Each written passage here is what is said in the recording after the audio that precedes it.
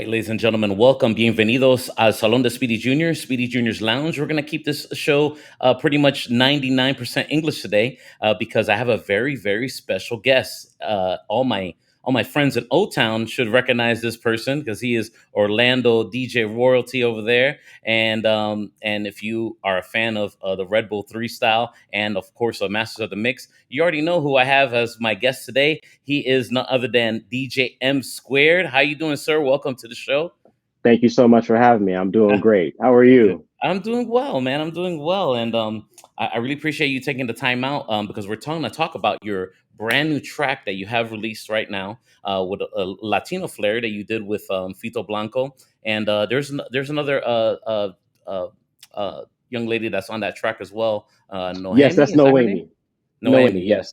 and she's awesome, man. I checked out the Yes, she track and I is. really enjoyed it. Thank you. Let's before we get into that, and I'm gonna play the track here in the video and the actual in this podcast, so just so they can hear a little taste of it, and hopefully Sure. the copyright flags won't knock me out. Yeah, When you we get should be this up safe. there. Yeah, Yeah. yeah, well, we'll do something. We'll play the hook and let's see what happens. But let's talk about your musical journey. So I see you started with drums in the beginning. So was that like how was that transition to being a musician into DJing? Well, What inspired you to actually pick up get into the turntables? man, I always just had a love for music. That's my passion overall, and that drew me to drums first in school. So I was in a drum band, first chair, percussion, snare, across the board. That taught me a lot about rhythm and groove, and helped me to understand how to work in a chorus with Right. a symphonic band, with a concert band, with a jazz band. So Oh, that helped me sweet. to tune my ear musically. Right. So And you have a deep musical background because you did that in school. You even went to college and got and got a degree and all that, and also in business. And we'll talk about that later on. But sure. so when you finally what was the big thing to what, DJing is what I'm going to do. I'm going to take all this knowledge and DJing is what we're going to do.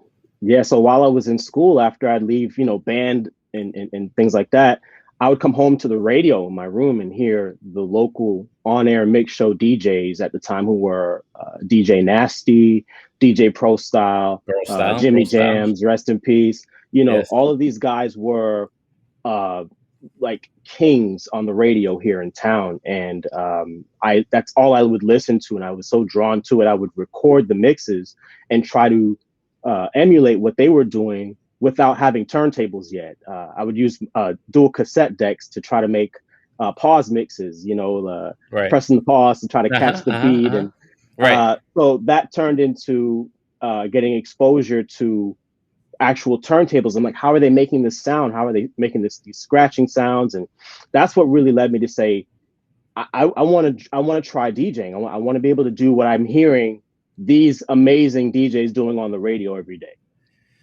That's excellent. That's excellent. So, Right. from DJing to perfecting your craft, we fast forward. Of course, you did the. I mean, we can probably the whole Orlando circuit. The shout out to the whole 407 321 that's probably watching this right now, and got a lot of love for all the people in Orlando. Man, I go back and forth all the time, and we want to talk about.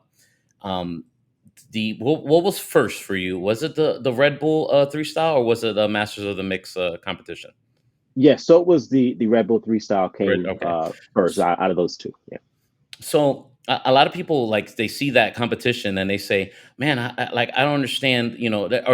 Some DJs don't understand the concept of what it takes to compete in one of those kinds of in the Red Bull actual version of that because they see the DMC and that's of course more turntablism and you have a shorter time span. But now in Red Bull, their template is a little different. Yeah. And I know you're also a judge as well now sometimes. So go ahead and explain for somebody who aspires to even try out, even have a chance at a Red Bull 3 style shot or audition. What they're looking for. Yeah, so very gracious to be a part of the Red Bull 3 style program and have won the championship for the United States, which made me #1 DJ in America. Yeah. And to be able to see the world and tour as a Red Bull artist has been an amazing honor, and be able to just touch people with music, and that's what I'm all about. And I think the three style really comes down to just having a great knowledge of music, having solid skills foundation as a DJ, and being able to rock the party. That's really a major piece of that equation when it comes to winning in a successful outcome in a three style. You want to be able to have the technical foundation, know your music, to be able to cross genres and be able to tie different genres together that are unexpected, and something good for the ear, and also Right. connect with the crowd that's in front of you, to be able to touch them, showcasing what you're doing. That's really what it comes down to. Those are the three major elements: show, stage presence, connecting with the crowd, and also a style of music in your actual skill, your technique. Okay, but fair enough. Because I aspire to try out for one of these days. So You should I do it. asked You should I asked some absolutely questions do for it, man. myself. I don't know. Yeah, you should I don't know if my absolutely do level it. is high enough, man. I don't know. I got a lot of self doubt for Oh like man. somebody like me that has a lot of self doubt. I mean, do you need like multiple sets ready? You know what I mean? Or is it like, okay, I got a solid 15 minutes? Yeah, it depends on your style and how you like to train, how you like to practice. I think it really comes down to that, and knowing how to understand how you learn, how you go through your different transitions, and I think it's good to have backups. There's nothing wrong with having, with preparing to the highest level. You want to make sure that you feel comfortable getting on that stage, because there's elements that you can't factor in for when Right. you're practicing. I see. There's, temperature of the room. Every little detail plays a part, in your performance. Mhm. Whether how focused or distracted you might be, just depends on your personal, how you adapt to those environments. I see. So you might have to make a change on the fly. Maybe what you have next is not right. You know? Yeah, and you could have Yeah. a technical issue with a turntable, and then Hmm. with one of the turntables in the middle of a set, or a fader may pop off, or an EQ knob may fly off, or there's so many different factors that could happen when you only have 15 minutes to give your best performance, for the crowd and for the judges. Wow. Okay, cool. Well, I feel a little bit more confident now from all that information that Yeah, you gave. And I hope anybody most else who ever definitely. aspires to try out for the Rebel Three style, there you go. You heard it from a champion himself and a judge right there. A little bit of give you a little bit behind the scenes of what they're looking for and stuff like that. But so transition Thank into you. that to participating in something like Masters of the Mix, which is more of like a almost like a reality show. I mean, how does that do you really have a real set? Is that your real performance there on the show? I mean, a lot of people ask those Absolutely. questions, like, is that Yeah, how it's does it's that work it's now when it's now scripted or a reality show, and you gotta do things, and you have yeah, producers and stuff like that. it's 100% real, on the spot performances. And the way it works is, they selected the best 11 DJs in the country that auditioned. Thankfully, I was one of them that was chosen for my season two. And they put us on. They flew us out to Hollywood, once we won. So our first episode was shot there, and the remainder of the season was a competition touring across the country to all the biggest party cities for all of these different challenges that they had to give us, every different city. Oh, so you And were in front of a the different judges crowd. would. You were in front of a Yeah, so it's different a crowd different every time. crowd every Wow. night. It was a different crowd, and it could be a celebrity guest judge as well.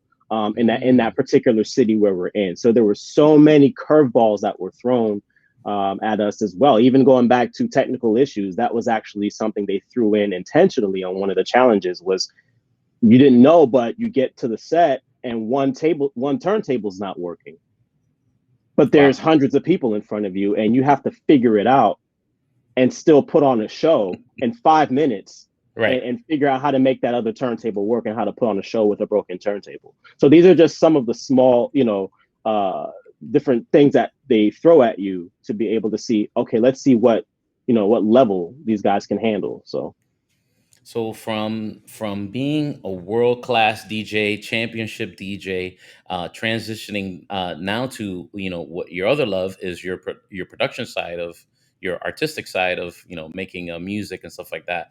I checked out some of your past tracks and stuff like that, and you have a lot of EDM heavy tracks and stuff like that. What was your inspiration for that at that time? Your that producing time in your life? Yeah, so I've always actually been producing Hmm. just as long as I've been DJing. I've been in Okay. this music industry for 20 years now, Wow. just continuing to pursue, the excellence and, work to the best of my ability on my craft and always sharpening my craft and looking to learn and looking to grow and get better always. So production to me just came alongside DJing. These are things I would hear, how certain records are put together that I'm playing out every night. I'm seeing how people are responding to certain records in real time. That's what really inspired me to pick up an MPC or pick up a Korg Triton back when, I really started. It was all about outboard gear at the time. Right. Now with everything's in the box, DAW, so It's all I about love it. I software, love all right? the technology. Yeah, it's all software in the box, and I'm happy about that too. But I still have my MPC. I'll never get rid of that. So That's those good. are That's things that I good. like to. Thank you. Yeah, those are things that I just I really are sentimental to me Sometimes you got to from bang it where I out. started. You got to bang out the Exactly. I ideas. love the idea of banging pads and and I could also click and move things around as well if I need to. So that's what really inspired me to really pick up the production and stay with it was just the way I saw the music that I'm playing, how people respond to it, and that helped me understand how music's put together. The different layers that the changes, the different genres. So I've always aim to produce the same way I DJ, how I'm able to be open format across the board, genre to genre, production wise. I adapt that same mindset when it comes to producing and creating. There's no genre that I don't want to be a part of or I don't want to try my hand at creating. So in the past, I have released a myriad of different styles from EDM, big room, Hmm. more like funk Yeah, I inspired heard some funk inspired, a lot of a very sounds and eclectic. Some EDM and some a lot of things that you're into. That's what I got from a lot absolutely, of absolutely. your past work. Yeah. And that's how I S- like to approach it is whatever I'm inspired by, that's what I like to create as a producer. That's how I approach it. Excellent. So now, from that, talking about the brand new release that's out right now, Ghana Sofito Blanco, and also Noemi. Let's talk about this track. Why a reggaeton inspired track or a Latino inspired track I this time wanted around? to I was really inspired by the summer vibe, that I was kind of hearing in the clubs and also playing and at the time. And I wanted to try to encapsulate that musically as well. And I want to have two artists. It's important to have two artists on this track for me, just the way that I had laid it out and the melody and the lines. And I wanted to get a male and a female going back and forth together. Hmm. And my manager, Jay Swift, he reached out to both Fito's team and Noemi's team to make the connection happen. And Fito's in Toronto, and Noemi's also traveling and doing her thing, and as well. So we got together actually in the studio to be able to make this record a reality and write the record in real time, which is very rare today. It's all about Yeah. sending files back and forth and we transfer and this and that. And Yep. I said, no, I want this to be something that's special, that's unique, that we can create from the ground up. We can build it. And thankfully, that's what we were able to make happen. I was able to bring Fito here to Orlando and Noemi as well. And we got together here in the studio here at Plush Studios, and it was just an incredible session. Everything was so organic. We started out just talking, getting to know each other. It's the first Right. time all three of us met in person, so we really wanted to be able to get a feel for each other, and then get the music going. And I'd made the beat. Noemi actually had picked the beat at an earlier session that I met her at, and once she said, "Hey, that's the one," that's the one I think is good.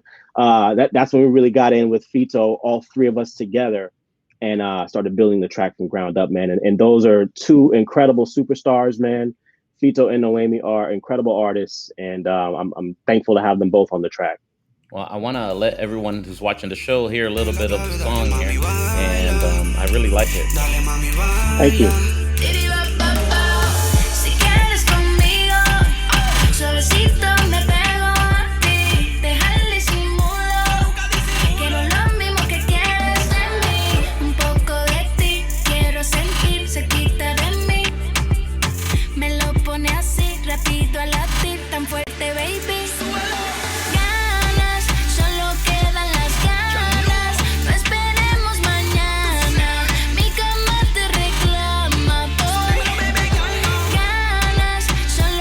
I like it. I like it.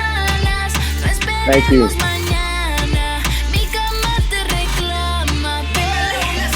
Excellent, man.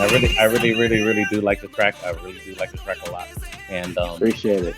it's just like you think is this like something you're going to be doing a lot now? I really like the response so far that you've been getting from the feedback you've been getting from Ganas. Yes, it's been absolutely crazy. Thank you to everyone that's been listening, that's been sharing, that's been commenting, supporting the track. Thank you. Super grateful for your support.